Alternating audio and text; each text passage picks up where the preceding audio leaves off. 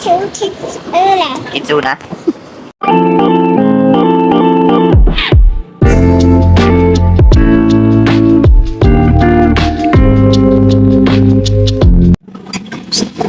Dati ka punta.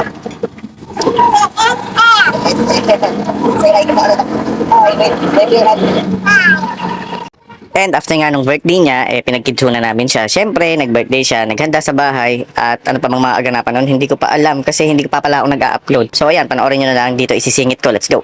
At ito na nga ang iyong 4th birthday, my loves, my baby, my spoiled brat, visa ko rin. So ayun, eto nga at naka-Elsa costume ka. Tingnan mo, pakinggan mo tong gagawin mo at sasabihin mo, ang kulit mo talaga, smile! Smile. Oh, diva, napaka-kulit mo talaga, Junakis. So ayan, eto na nga oh. Napaka-cute mo sa costume na yan. Ang ganda-ganda mo sa request mo na costume ng Elsa na yan. And thank you, Tita Cha, sa iyong regalong Elsa costume. At ayan, ang kanyang team. So si Elsa ay init na init. And syempre, hindi natin makakalimutang pasalamatan si Lord. Unang-una sa lahat. Pati syempre lahat ng mga tita, tito, lolo, lola. Eto na, kantahan muna natin si Witsa. Let's go! Happy birthday, happy birthday, happy birthday, Elsa. Wait man pa ko naman. Hindi pa ko naman. Happy birthday, happy birthday, happy birthday, Lisa. Happy birthday, Lisa. Yeah, hey, papalon si Tita Mi. Another song ng si Ate Neneng. Happy birthday, Lisa. Happy birthday, happy birthday, happy birthday, Lisa. Happy birthday,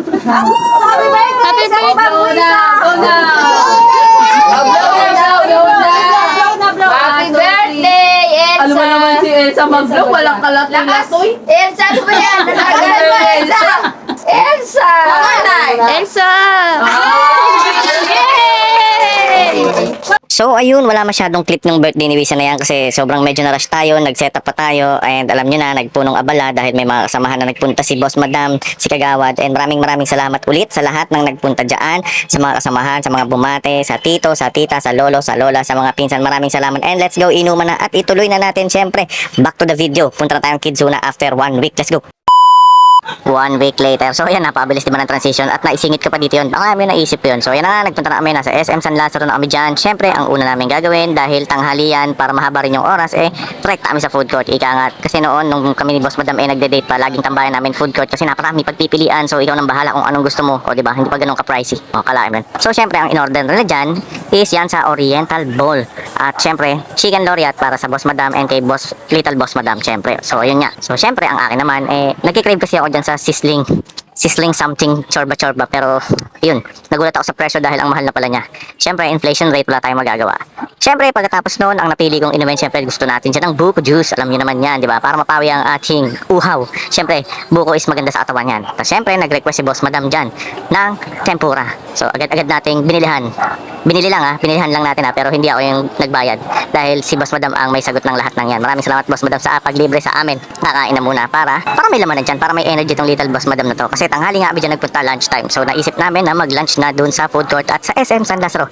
Teka lang, hinihingal na ako, hindi ko na alam kung anong sasabihin ko pa. So yun, kitang-kita nyo naman guys. So yan, habang kumakain, ano pa bang ano? Kasi ngayon, 4th birthday na ni Wisa, so mas gusto namin na may mga memories talaga siya, gaya ng palagi ko rin sinasabi, for memories niya na rin to. Kasi nga, kung darating yung time na iisa-isahin niya at pagkakasunod nitong video na ginawa ko, maiintindihan niya rin yun. So ngayon, Wisa, kung napapanood mo na to, or naiintindihan mo na talaga siguro, by this time, hindi ko rin alam kung anong by this time, kung ilang taon mo ba ito mapapanood. Although pinapanood mo to pagka-upload ko, pero syempre, iba pa rin, pag pinanood mo siya nang naiintindihan at nauunawaan mo na. Yun, syempre, habang tumatanda ka, darating yung time, ma-appreciate mo rin tong ginagawa ko, na video, ginagawa namin, na memories ng mama mo. So yun, para sa'yo lahat ng ito, para may babalikan ka. And happy pa rin ako kung darating man yung time na hanggang sa apo, aabuti nilang mapanood to. Na meron silang lolo na Viking TV na vloggerist, o diba? O diba, napakarami ko nang sinabi at nawala na ako. So nakita nyo nga din kanina sa isang clip na nagmunta muna kami ng Miniso para syempre magpababag ng bahagya ng kinain. Syempre, wag muna nating paglaruin naman tong isang tot ng busog na busog. So medyo tumambay kami at umikot-ikot muna, and then eto na, papunta na tayo sa moment of truth, ang Kitsuna. eto na tayo. So, yan, makikita nyo, syempre, kailangan may medyas. Nagbaon na tayo ng medyas, syempre, para hindi na tayo bumili. Syempre, iwas gastos, alam nyo naman, inflation rate nga tsaka sagot ni Boss Madam yan, wala tayong ambag dyan. Taga-video lang tayo, taga-record lang tayo ba, para sa memories nila. So, yan, peace out tayo dyan, makikita nyo, si Wisa. At sisimulan na natin kung paano siya paawalan at paano siyang magsisimulang maglaro. Siyempre, alam naman natin, pag bata, talagang pag na-attract yung mata nila, hindi sila mapapakali. Hindi nila alam kung ano yung uunahin nila. Pero ang inuna ni Wisa dito, yung stall yan sa mga laruan. Yan, burger na yan. Tapos nila, laro-laro pa kami dyan. Pabili po. Can I buy?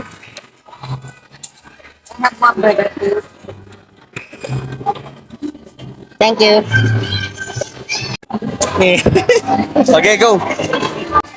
Kitang-kita nyo naman, di ba? Bumili tayo. Pero, buns lang yung binigay sa atin sa burger. Tapos sabi ko, bago ako maglaro, picture muna ito. At ito na nga yung second day ng pag-voice over natin. Pero tama kayo nang narinig second day na ito dahil nung unang araw akong nag-voice over, hindi ko natapos dahil may mga ginawa na ako. So, ito na yung second day. So, ayan, ituloy na natin yung Kids Huna moments ni Wisa Corin.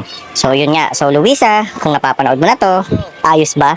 O, di ba? Kasi dati, nung time ng daddy mo, ng mami mo, alam mo yun, puro sa photo album lang yung binabalikan namin.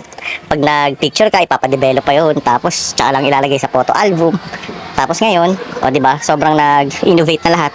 So ngayon, at least pag dumating yung time, hindi lang pictures yung mapapanood mo. Kumbaga, meron ka ng mapapanood na videos dahil ito nga yung memories mo. So ayan, kitang-kita mo, enjoy na enjoy ka dyan sa Kids Zona at hindi mo makontrol ang iyong sarili dahil lahat gusto mong laruin. So, di ba, susulit-sulitin talaga yan. And maraming salamat nga pala dahil napitikan ako ng clip dyan ng aking boss, Madam. Thank you at nakita din naman ako sa camera or sa frame na, ayan, kumakaway-kaway dyan kung makikita ninyo yan. So, yun lang. Ano pa bang sasabihin natin dito? Ay, ito, madalas ko itong nababasa sa Facebook So, yung mga katagang dahan-dahan lang sa paglaki, anak. Pag mahirap, ako na. Pag may kailangan ka, ako na gagawa. Dahil as a parent, darating ang araw na hindi na ako or yung mama mo ang una mong hahanapin pag may hindi ka kaya. Pero lingon ka lang sa likod mo. Hawak namin yung balikat mo at nakaalalay pa rin kami sa'yo. So yun lang, oh my god, medyo nagbabakil tayo dito, medyo madrama ba to or ano, ewan ko, kasi gano'n naman talaga totoo naman yun kasi nga diba, totoo yung mga kasabihan na time flies so fast. So wala nang edit, bahala na to, kung nagbabakil, okay na, yun na yun. So basta, Risa, enjoy mo lang yung panonood dito sa video na ginawa ko para sa'yo. Ito na rin yung isa sa mga gift natin or gift ni dad para sa'yo, yung memories. Ikaw nga, diba, ulit-ulitin ko lang yung palagi kong sinasabi, hindi ko naman to ginagawa para sa akin, dahil ginagawa ko to para sa'yo, para pagdating ng panahon may mababalikan ka. So ano pa ba?